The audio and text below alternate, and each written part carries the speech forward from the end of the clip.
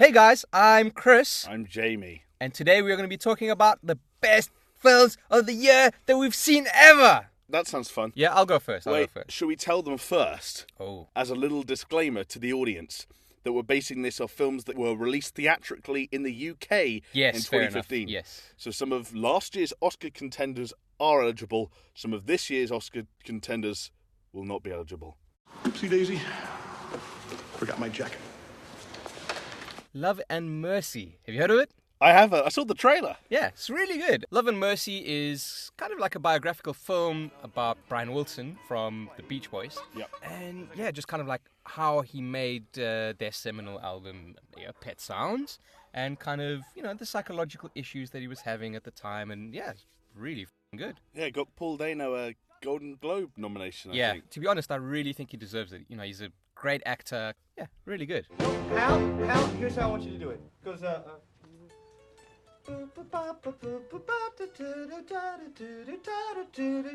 boom, 2, 3, 4. I'll go back to the beginning of the year for us here in the UK, and I'm going to pick Whiplash. Oh. Yeah. Oh, yeah. Missed it in the cinema, saw it when it came out in home release, and I absolutely loved it. Like, I can't remember. It's funny because your first choice was a musical kind of based film as well, because I don't remember liking many of them lately, at least. And something about this just really took me. Never was that interested in the drums before either. Between Miles Teller and J.K. Simmons' performances, the pace of the whole thing. By the time you get to that finale, if you're not there, on the edge of your seat, gripping the arms of your chair, then where the hell are you? You have no soul. So for the final father-fucking time, say it louder! I'm upset! Carl. Cool, so if we're talking about films that were like at the beginning of the year, possibly even from last year, depending on which country you watched it in, I'm going to go for Birdman. Ooh, okay. Or the utterly long kind of subtitle about existence that people don't remember at all. How I Learned to Stop Birdmanning and Love the Bomb. I mean, really cool film, one long shot. And what's in twists and turns, obviously there are hidden edits, but done really well. Great acting. Michael Keaton just kind of like returned to form. Yeah, great role for him. Your father was a drunk like Carver. Is that true, Mac? Is that true? No. Because my father was. My father was a mean fucking drunk.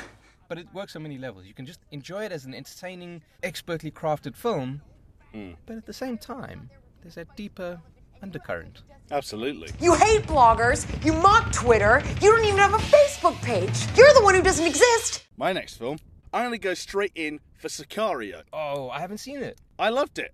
And it reminded me an awful lot of the last time Denis Villeneuve and Roger Deakins collaborated, which was on that Hugh Jackman, Jake Gyllenhaal movie called Prisoners. It was good, but it wasn't great. This felt similar to that, except this time the film itself was really on its game. And it wasn't just the typically strong performances from like Emily Blunt and Josh Brolin. Benicio del Toro was awesome. It keeps the story moving by not having much of a story. You were almost sat behind Emily Blunt asking the same question she is, and it's just wonderful. It's tense throughout. It's edge of your seat stuff. I know I said that about Whiplash, but Sicario really is the same. A different kind of tense, right? Yeah, I think that's the first time I finished like a whole dhingy of popcorn. And you're going to love this one because Ant-Man. There we go. Ant-Man. Yeah, I said it. Never saw it. Well, yeah, you see, I don't blame you because I think it's easy to get disillusioned with Marvel these days. It really is. But you know what? Ant-Man, I think it was something special. It was like I find that when Marvel does like simpler movies, right? Like focus on the characters a little bit, not necessarily do these grand set pieces, and also I find that their origin stories are usually like right up there. Right. And yeah, Ant-Man was really, really enjoyable. Like I was quite surprised myself. All right, princess, let's get to work. You're not gonna wear one? Nope. I have to take it easy on you now. Paul Rudd. Yeah. I like Paul Rudd a lot. Yeah, he's quite funny in this, and it's kind of like a heist movie. It's pretty cool. It's quite fun. I'm going to go in with kind of a weird third choice, which is straight out of Compton. Oh, shit. I got something to say. Yeah, I know. Weird, right? Because It is a good film, though. It's a good film, that's the thing. It's not a great film, and I walked away with it with lots of problems, but I think it might have been the most fun I had at the cinema all year. I saw some comedies this year, and nothing really put a smile on my face like Compton did. And that's not to say it's all light-hearted and fun. There's some heavy stuff in this film, because some heavy shit happened in real life. Yeah. This is no biopic. Yeah. But what it is it's a lot of fun. It was much more a popcorn movie than I thought it was going to be for me. And seeing these guys quite accurately play these rappers, the granddaddies, the Mac Daddies of gangster rap, and having what you know is going to be an awesome soundtrack blasting the whole time. It was just a lot of fun. All right, Jamie, for this next one, I'm going to get inside your head a little bit. Inside Out. Okay, yeah. Haven't seen it, but okay. Well, good things. Really good film. Basically, what if your emotions in like your brain had like emotions of their own? Emotionception. Don't you get it, Joy? We're stuck down here. It's a really cool film. Like, actually, it felt like Pixar doing an experimental film, which is what I really liked about it, because it wasn't your average kind of usual Pixar film. Some of the concepts were kind of deep. That's good to hear. I might give that one a shot. I think it's definitely worth watching. So, yeah, check it out. My next one, Chris, I'll be interested to hear what you have to say about this. Yeah. I'm going for Mad Max. Yeah, sure. Yeah. I kind of saw Mad Max a bit late in the cycle. I didn't actually see it in the cinema. Oh, right. So I haven't seen it on the big screen. I saw it after all the hype and all the reviews, so I was nervous. Be careful! Protect the assets! People really, really dug that film, and I kind of dug it too. Well, obviously, it's on the list. At the start, I wasn't really feeling it. There's a nice big chase sequence fairly early in the film, one of the first major things that happen. Yeah. And I was kind of watching that kind of very much sat on the fence, waiting for something to grab me. And it was actually when the film slowed down slightly, and we saw a little bit more of Max and Furiosa, and the surprisingly strong narrative that I kind of got into it. And it also created a much more fascinating world than I thought it would. I didn't see that coming at all. I thought it would be a much more sort of clear-cut action movie, and I just loved it. And it kept it all in 2 hours. It kept it all in this very neat and yet completely crazy explosion, crazy cars flying everywhere, people getting ripped up. Yeah. I liked it. Personally, I didn't like it, and it might be on my list of worst films. Just have to wait and I'm see, looking forward to that discussion. I'm looking forward to seeing what you have to say.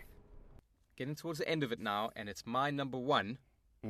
It's The Man from U.N.C.L.E. That's your number one. I loved it, Jamie. It was so good. It was the best spy film this year. A lot of fun. Return to form for Guy Ritchie. Yep. I giggled like a little girl. Mm-hmm. I was interested in the characters, the world that they created, transporting me to the 60s. It was really, really well done. And if I look at this year as a whole, that stands out as one of the top. For my final pick, Chris, and I know you're going to enjoy reminiscing in this film with me, because it was technically in the UK a theatrical release this year. We can put it on the list. Yeah. It's John Wick.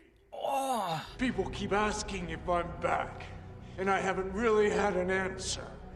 But now, I'm thinking I'm back. Good choice.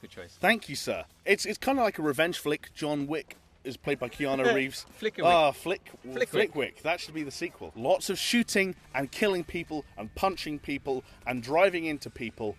This was just an all-out action epic. It was one of those no bullshit kind of action films. Keanu Reeves absolutely on form.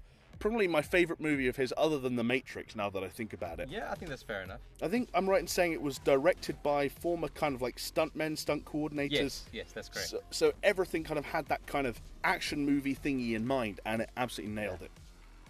Well, guys, that was our list of our favourite films of the year. Do you agree with our list? Do you disagree? Let us know in the comments below. Would any of our films make it onto your list? Hey guys, I'm Chris. Welcome to All Time Movies. Sausage fests, stereotypes and gender roles are all on the menu today. These are the top 10 unintentionally sexist movies. Let's begin. So, at number 10 we have 500 Days of Summer.